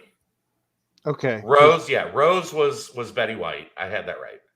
Naive, known for humorously peculiar stories of life growing up in her hometown. Blanche was the Southern belle that like slept around with like whoever she could possibly sleep around with. That's Aaron. Yeah, that's Aaron for sure. I don't know that we have a Dorothy. I was going to say Dave. Maybe Dave, but yeah, like sarcastic and quick wit. Yeah, I can see Dave as Dorothy. But and Brent is definitely Rose for sure. Yes, for sure. You get to be Betty White in this. Yeah, you won this one, Brent. Yes, because I know who Betty White is, but I've never seen the show. So you got to watch a couple episodes of Golden Girls. It's hysterically funny. I will. Hysterically funny. And then, what was your favorite sporting event road trip and why? You want to know the one that gets talked about the most? And it's not my favorite. My favorite would probably be the baseball trip that my dad and I took. I think it was 91 or 92. It was right after the Reds World Series because I had on a Nasty Boys shirt and got into like a fun little back and forth with a relief pitcher outside the bullpen of the Kansas City Royals. But I got to see Bo Jackson live. Mm-hmm. And that was something. Like just watching that dude, he hit a home run like up the hill at Kansas City Stadium in the alley. That was just one of the most impressive things, especially like a 13, 14-year-old baseball junkie, to watch a ball travel that fast, that far, like live in person. It was like breathtaking. Like, that really can happen. Like somebody can hit a baseball that far, that fast. Holy shit. But my favorite like story that my dad and I we joked about it while we were on this road trip is early 90s. UC was playing in the NCAA tournament in Nashville. And we hopped in the car that morning to go to the game and drove down 75 heading to Nashville. Well, if you know anything about the map, 75 is not the way to Nashville. 75 is the way to Knoxville. 71 goes to Nashville. We stopped at a rest area almost to the either right at or the one right before the Tennessee border and went to the bathroom. And I come out of the bathroom and my dad's looking at the map and he's like, this is bad. Like this. Oh gosh. This is not good. They're not close. No. So we did not have time from where we were to get to Nashville in time for the game. So we hopped back in the car and drove back to Cincinnati and watched the game at home. And that's not a situation where you can say, hey, Siri, right, please help me locate this one. Right. This was early 90s. Early 90s. This was this was the map was the only really way that you made that distinction. And we still, to this day, joke around about the NCAA tournament that we drove to Knoxville instead of Nashville and didn't get to watch the game. All my road trips, a lot of them are Cincinnati Bearcat based, obviously. Most of mine are as well. And sadly, except for the baseball ones. And sadly, most of them end in losses. Yeah, just like dang, that was an awesome trip, but the very end was very bad. So I don't know. I'm gonna say the verdict's still out on my best sports road trip. We'll just say that. I haven't made the other one that was really cool for me was the Marshall game a couple years ago, because my dad got to go with me, and he was down on the field with his Bearcat Journal hat on, and a bunch of people kind of stopping him and being like, "Oh, Bearcat Journal," and he got to be like, "Yeah, that's my son." And it was a win. And it was a win. And we got some pizza and drove home. Very happy that night. There we go. I haven't gotten to make enough trips to have a ton of stories for the trips that I've made, but of all the trips I made, I think this one was my absolute favorite for just first time in a press box for a bowl game. First bowl game I've traveled to, honestly. Walking around with or without Chad and people recognizing me, calling me by name, like that was surreal. Just getting to party around and see the media room, like the media hospitality room, and be a part of that. And just you got your quarter zip on. I do, yeah. Those were nice. Those were a nice gift. Did you get yours, Brent? I never made it to the media room. I might send an email and be like, "Yo, is my shirt available? Can you send it in the mail?" They're nice. They're North Face, man. They are. They were nice. I had mine on yesterday. Dallas is just way too big, man. Like, yes, I didn't have a car there, so like a quick Uber to the media hotel was like a 35-minute Uber, and I was then 35 back. Yeah, yeah. It was like I just. Did you get a hat? Did you get the hat? Yeah, I got the hat. I gave it to my dad. He's a hat guy. So Brent, did you ever find out why they were taking our pictures up in like individual pictures up in the media room? I imagine I imagine they'll send a link out. Who knows? But that was kind of strange. They're like, turn around, pose. He's like, all right, you're up. Next. Like, okay. No. Take your mask off and smile. I was like, okay, there we go. Mask off.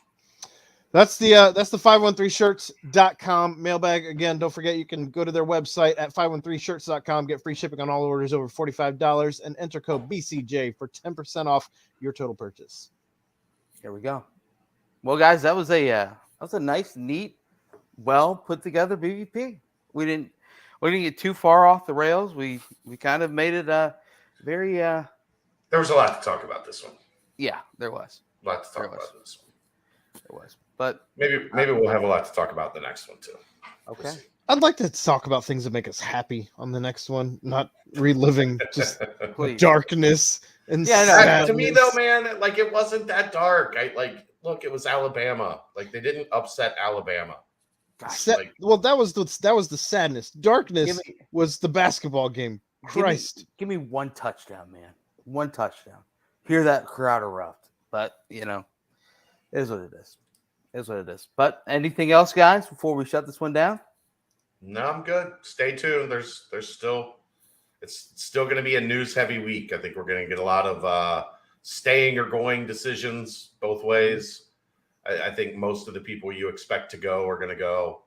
I think, the ones that are staying, I think we have a pretty good beat on who they might be.